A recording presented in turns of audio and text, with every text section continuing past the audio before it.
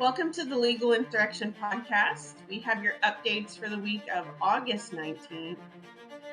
In this episode, it's DNC, DNC, DNC. So we have some updates there and just some things to discuss, our thoughts, opinions, and others. I'm Kimberly Kay. I'm the Editorial and Operations Director of the Legal Insurrection Foundation, and I'm here with Professor Jacobson, our president and founder. So let's just go ahead and jump in. So we kind of purposely held this episode to be a post-DNC episode so that, just as soon as we would publish something midweek, something crazy would happen. And I think that's just the way it's going to be for the next several months. Well, let's go ahead and jump into some of this. I didn't watch much of the DNC. I'm not one to enjoy propaganda or to spend what limited free time I have watching propaganda and listening to people lie and gaslight. That's just me, though. But that aside, I think there's a handful of things to note, and it seems as though Democrats have a very strange platform. For the most part, Democrats have made a habit, at least in the past probably 10, 15, 20 years, of running against things instead of being for things. Their campaigns tend to be far more negative, and it seems to be the case again here, where Democrats are running against Project 2025. And so if you're not familiar with Project 2025, it's basically just a wish list from all of these different conservative organizations. It's not related to the Trump campaign. The Trump campaign, as far as I know, had no part in putting it together, has not endorsed it, in fact, has definitely distanced themselves from it. But that seems to be what the Democrats, in particular Harris, are running against. What do you think about that? Is that going to be problematic for them? Well, I think it's potentially problematic for Republicans because Democrats are very good at finding that shiny object and getting everybody to focus on that shiny object instead of their own inadequacies. And that's what we're seeing. That shiny object they identified is Project 2025. I'm not even really sure what it is. I've never read it. I've heard the name. I bet you very few people in this country actually have a clue what it's about. But they have created this scare narrative, much like the Handmaid's Tale. Remember when they would all show up with the women in the red capes and the red hoods, and that's what it was going to be, the Handmaid's Tale. And now it's Project 2025. This is, I would say, very good tactic from the Democrats. They realize that they need to run against something. Right. And so that's what they're doing. So I don't think it's going to necessarily backfire on the Democrats. It may not be effective, but I don't think anybody's going to say, oh, you wrongfully attacked Project 2025, therefore I'm not going to vote for you. No, it just may be ineffective. And I think that had Trump embraced it, had it been more associated with Trump, had it been something the campaign, even once endorsed, they'd have more ground. I don't think it's going to work. If it's not Project 2025, it's going to be something else. So they always have the shiny object, shiny, scary object they run against. And we'll see. But I don't think it's going to have as big an impact. The crazy people who are, were interviewed on the DNC floor spouting about Project 2025, they're lost anyway. If it's not that, they'll be something else. So I don't think it's going to end up having as big an impact as the Democrats think it will. But I will give them credit for early on seizing on something which is actually a non-entity and making it a campaign issue. Well, and it also, it is pretty brilliant, at least strategically, in that who's going to rebut the claims? It's not like they're either fighting against Trump or the Trump campaign or a particular organization or a particular entity. This is truly just a bunch of organizations that came together. They're like, in a perfect world, this is what would happen, right? It's all of these mission statements, line by line by line by line, but who's going to stand up and say, well, actually, that's not true. That's not what we mean. There is no Project 2025 person or entity to stand up and say, excuse me, no, or to run counter ads or to do anything like that. So, I mean, to find something like that, I mean, I have to give it to the Democrats. They are always far more politically brilliant than Republicans, especially on the national stage with stuff like this. And I'm not endorsing it as a morally right choice. I am saying, though, that they are very clever and very cunning with these things. One of the things too that I think is truly laughable, though, is that they are running on this idea of freedom, and I think to me it's the same thing that Kamala did in kind of co-opting Trump's no tax on tips things, right? Trump and the Republicans have been talking about freedom, freedom, freedom, freedom, freedom, freedom, freedom. Trump is a very outside candidate as far as political candidates go. Yes, of course, he's been president before, but he's still a political outsider. And the way he has talked about these things, he appears to understand what people want and care about more than most politicians do, because he doesn't speak Washington speak or State House speak. He just talks to people. But the idea that they are trying to run on freedom is, I don't know, like what freedom? Because in the entire history of the Democratic Party, they've always been on the other side of that every single time. I don't know how they pull that off. I don't think it matters if we believe them, though. Obviously, I don't. And I think that's really who they're going towards. They're trying to find, it's the same little piece of the pie that they're trying to cut out with using Project 2025 as a scare tactic. They're trying to carve out those people with this idea of freedom and pitching themselves as being pro-freedom to siphon them away if Republicans even ever had a chance at winning them. I mean, what do you think about that platform? Well, I mean, it is completely fabricated. The Democrats are the ones of repression. They're the ones who bully social media. They're the ones who sue you to take your bar license if you bring a case they don't like. They're the ones who prosecute you. They're the ones who have prosecutors who run for office swearing that their primary objective is to get a Republican politician, like happened in New York State at both the state and county level, and both of them, proceeded with that. So Democrats are the party of repression. They are the party of bullying. But when they say freedom, it's really just a code word to them for unrestricted access to abortion. That's what it's Mm-hmm. all about. That is the entirety of what it's about. There's somebody, and I can't remember his name, but I think Elon Musk retweeted it, so I saw it, who was doing interviews on the floor of the DNC. And he went up to some woman and he presented her. And so this was his thing, going up to people and presenting them with two alternatives, and asking them to pick. And this woman, I forget what the first one was, but it was a basket of good things, healthy economy, freedom of speech, whatever, that, or unrestricted access to abortion. And which one did she pick was more important? Unrestricted access to abortion. So when they say freedom, don't mean, abortion up to a certain number of weeks. When they say freedom, they mean literally unrestricted access to abortion. So we are hearing different things. When they say freedom, a lot of people may be hearing freedom of speech, freedom of religion. We know they don't believe in that, freedom of whatever. But when they hear it, when their voters hear it, it means abortion. And Right. that's where they staked it.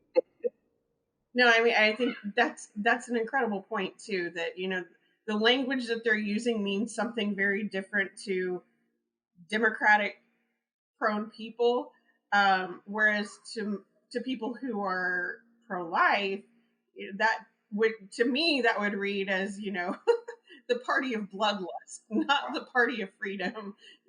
Because that's really how that would translate literally. But I think that's a great point, and how they signal different things to different people. Um, Another thing that I thought was hilarious, and I don't know, maybe I'm just kind of at the point in life, and watching election cycles where I can laugh about things, instead of crying about them. I think we kind of have to. But so much of what happened was, if the stakes were not as high, it was truly comical. And there was all this buzz about all of these celebrities coming because, they always have to trot out Hollywood in order to draw people into the crowd, in order to give them some sign of cultural legitimacy, which to me also indicates that they know they don't have it on their own, because these ideas are not mainstream without people in mainstream culture coming to advocate and endorse for them. Otherwise, they would not need that. But they were supposed to have some superstar guests that showed up that never showed up. And then the special guest, CNN was told, was that it was just Kamala Harris, who you would think, since she's being nominated officially at the DNC, would obviously be there.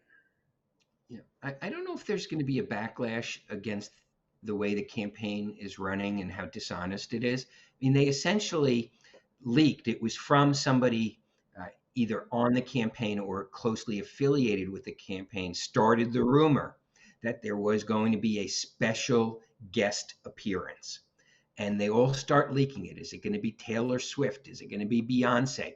And we know they were leaking it because even TMZ, and whatever else you think about TMZ, they're very frequently right, okay, on these scandalous they're stories. reporting pretty solid when they're actually digging into Yeah, I mean, things. TMZ is actually, it's got its own personality, but it's generally right.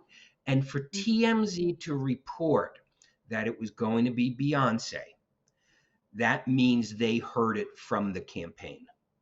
Right. There is no way TMZ would have done it unless they had a source that they deemed to be highly reliable.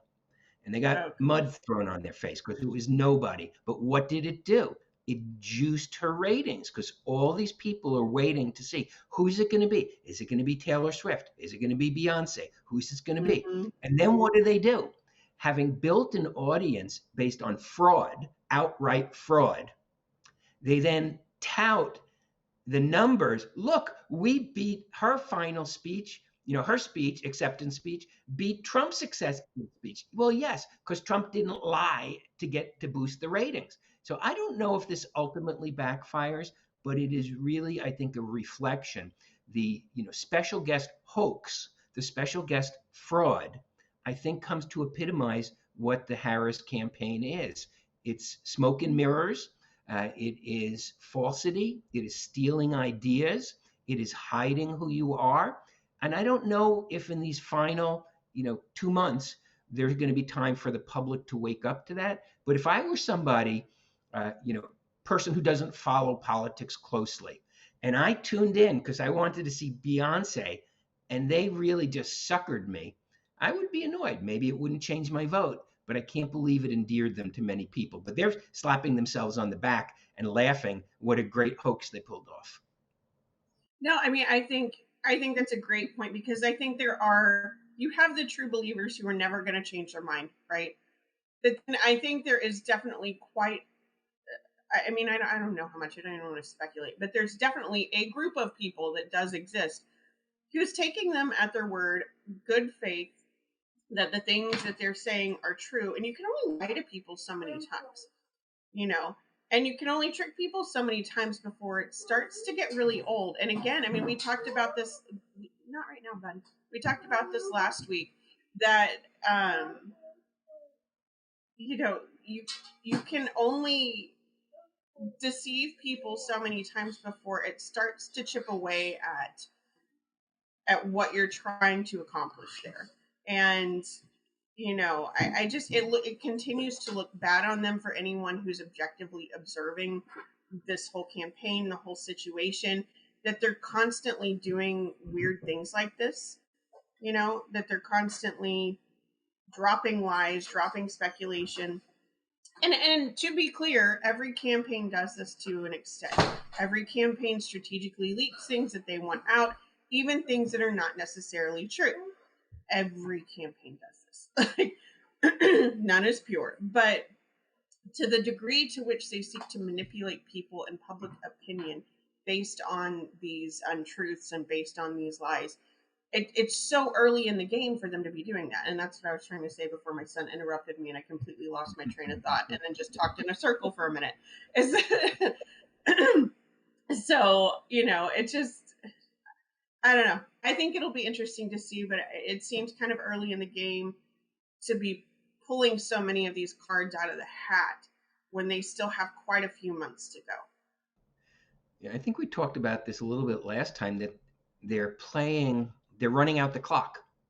The hide Pamela strategy, never let her talk to anybody, never let her appear in an unscripted environment, never let her really connect other than through what amounts to a staged production. That's something that is very risky. Can they keep it up for 2 more months? And that remains to be seen. But they think they're going to win. They think it's time to run out the clock. But running out the clock is usually a last 10-day strategy, not 2.5 months before the election strategy. So it's very risky for them because if the clock doesn't run out, then people look and say, well, what do we really have in a candidate there? And so it's risky. But that's, I think, their strategy. Yeah, it seems to be. I mean, and they still ran with the lie with Walz, the whole stolen valor lie. They introduced, despite the controversy surrounding all of this, and this has gone on for weeks. I mean, since the day that he was announced as the VP pick, and they were completely and totally. I mean, they had so much time to change whatever you have to change with these things, the graphics, the videos, you could slice that piece out, you could do whatever. You had so much lead time ahead of the DNC to make that change, and they purposely left it in. I mean, make no mistake that is intentional. It's not an oversight to have left that in despite what we know to be true now.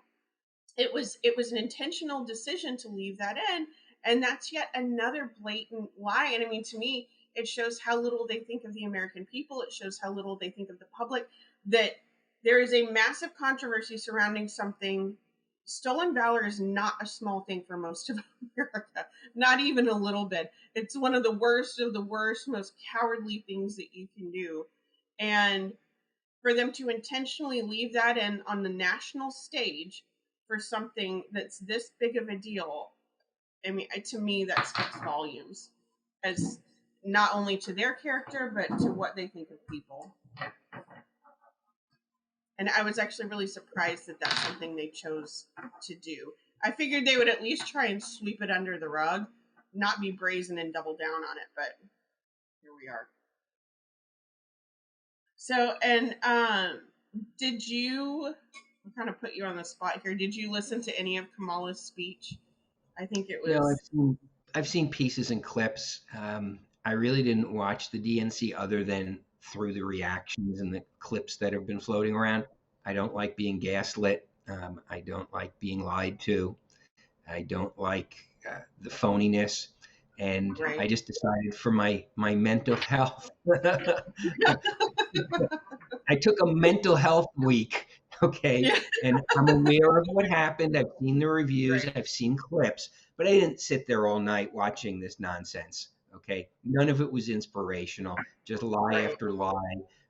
And I found it very interesting, frankly, to watch it via the reactions, both the positive and the negative. I didn't only watch the negative reactions, but the positive Right. ones also. And I think it was interesting for me to learn about their convention through the reactions. And certainly nothing I've seen of the clips has, disabused me of my impressions of what that whole charade was. Oh, for sure. I mean, I think, and like you, and like I talked about at the beginning of this, I didn't watch it either.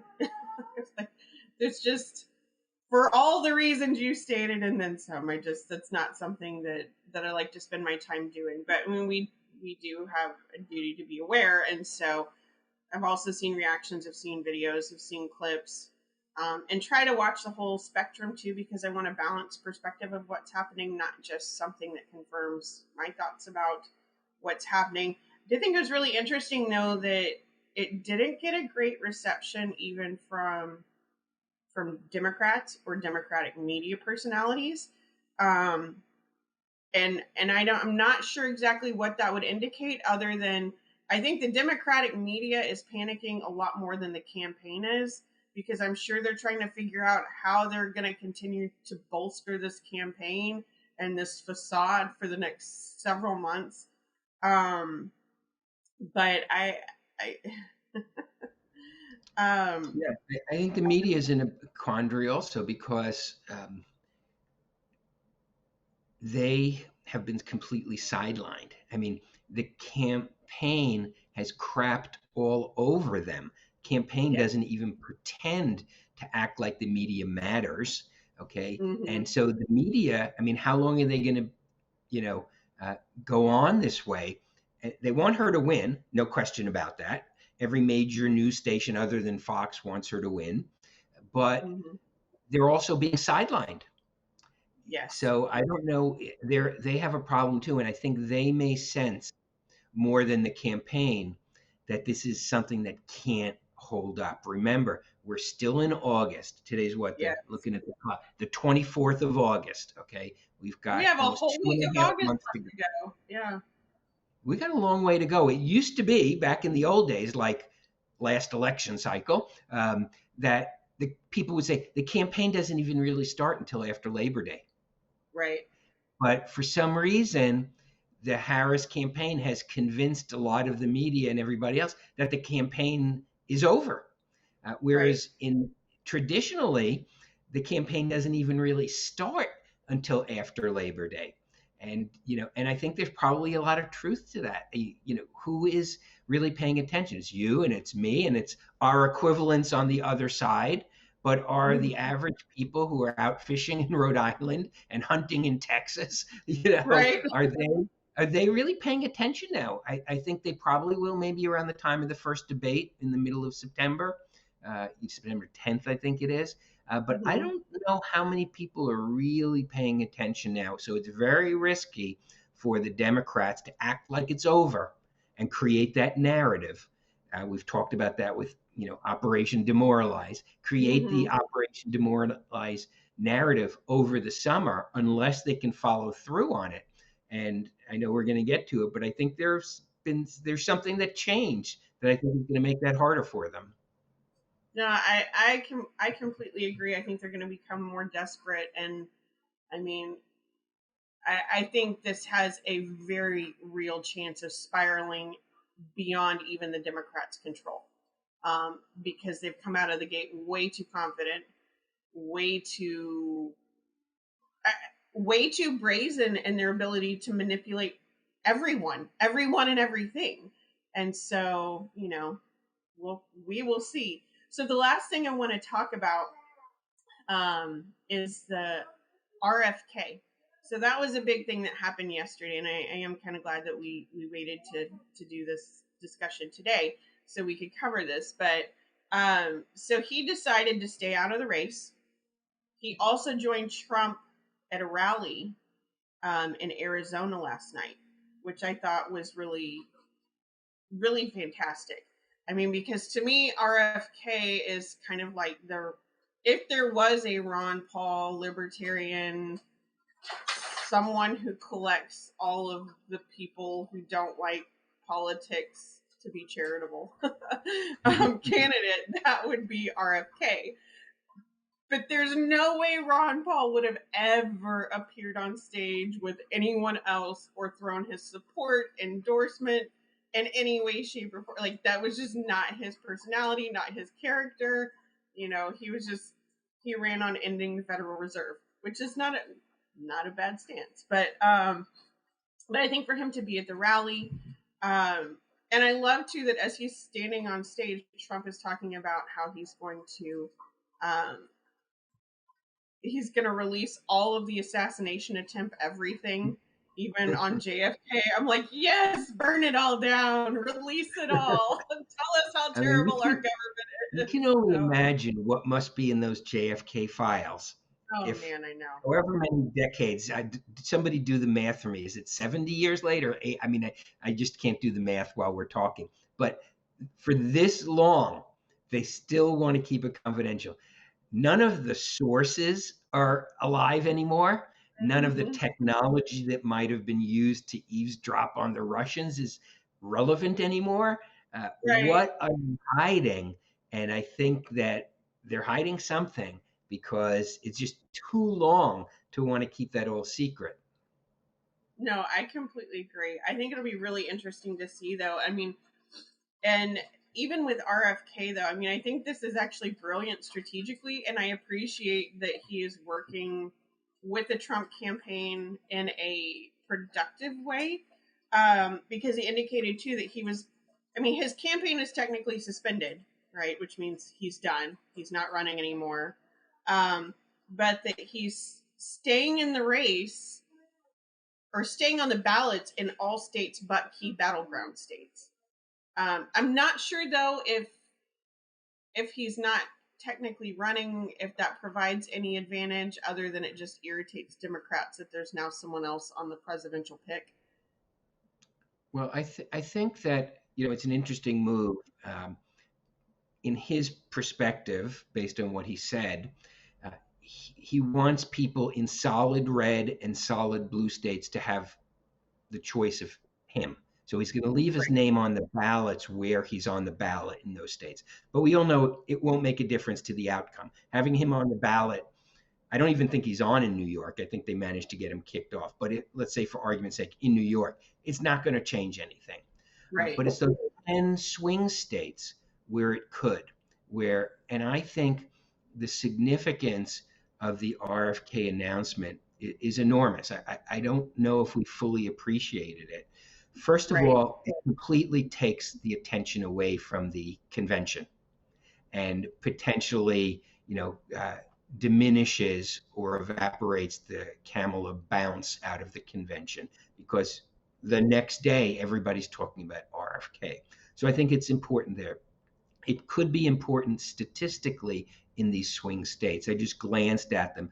And in a lot of these states, he was getting 3 to 5% of the vote based on polls to the extent you credit Right. them, but that's the only That's enough information we to, have. Okay. yeah. And some of those people will not vote for Trump under any circumstance, but if he can swing even 1% of the vote towards Trump, balancing out versus, of his 5%, 2%, might go to Harris, 2% to Trump. That's a wash. But if he brings 1% more to Trump, given what we've seen in 2016 and 2020, that could be the difference. I mean, 30,000 votes in a state, 50,000 in a state could be the difference. And so I think statistically, it's potentially very important. And the fact that he endorsed Trump and appeared with Trump could help sway that. But last but not least, I think this was what the Trump campaign needed: a breath of fresh air, a narrative changer, a reason for optimism after Biden bowing out and Harris being anointed, and that whole manipulation and hiding her and all of that. I think the Trump campaign needed a reset. And I think he provides that reset button. And I think that it is a net positive. I think it's going to be an enormous positive for the Trump campaign to have him out there, because there is a generation for which the Kennedy name still carries a lot of weight. And that generation hasn't died off yet. Okay, I'm that generation. And I think it's very inspiring to see him come out and if you on the stage with Trump. I think it was electrifying. I think it was an energy I haven't really seen at the Trump campaign yet. I mean, yes, Trump gets crowds, but that was electric. If you watch that, and there's one video in particular where they show him coming out from backstage, essentially walking towards the light, and the light is the stage with the crowd roaring, and he walks up. I think that is energizing people. From what I've seen on X, formerly Twitter, Democrats are despondent. They're viciously attacking him. They're getting his relatives to viciously attack him. So I think this changes the atmosphere of the election. And I think that's critically important. So I don't care what you say, what anybody says, that this is a net positive for Trump. It is potentially a huge net positive, and it is potentially a game changer for the election in a cycle like we've been having, where 1% of the vote in swing states makes all the difference in the world. Oh yeah, I mean, it also makes the election much harder to steal when he's on in all of these battleground states too. It's much harder to fudge the numbers, especially Yeah, because he brings. in Pennsylvania, we've always said you've got to win by the margin of fraud. Okay, in Right, Pennsylvania, exactly. it's always, why is Philadelphia the only one that hasn't reported yet, and it's midnight? Okay, so They're digging I around think for truckloads of ballots somewhere. that's right. And so I think it's hugely important. I think people are underestimating the energy it has brought. A lot of people, and we talked about this in Operation Demoralize, a lot of people were very down. What is Trump going to do? How is he going to turn it around? This was a massive gift. The timing couldn't have been better. And I think that it will make a difference. Whether it's the difference in who wins, too early to tell. But it has changed the tone of the campaign. It has given people who were demoralized a reason for optimism. And it has brought an energy that the Trump campaign has been lacking, frankly, till now.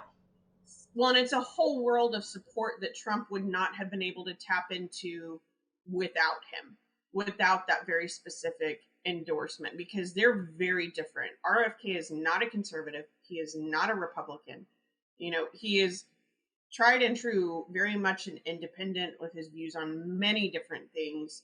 And so there's a whole internet culture, probably more my generation, who look to someone like that who's not, traditionally from one. Not me. I'm not them. I'm just Yeah, saying there are people I'd that like to do. hear more about what you young kids are Yeah. watching these days.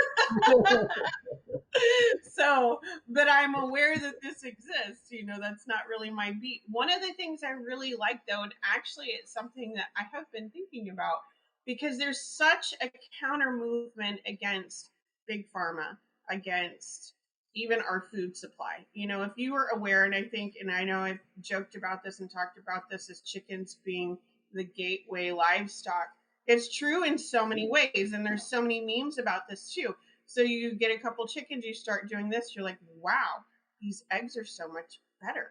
Well, then you're paying attention to what you're feeding them. You become far more aware of the food supply, the food chain, all these different things, which leads you down this whole other path of enlightenment.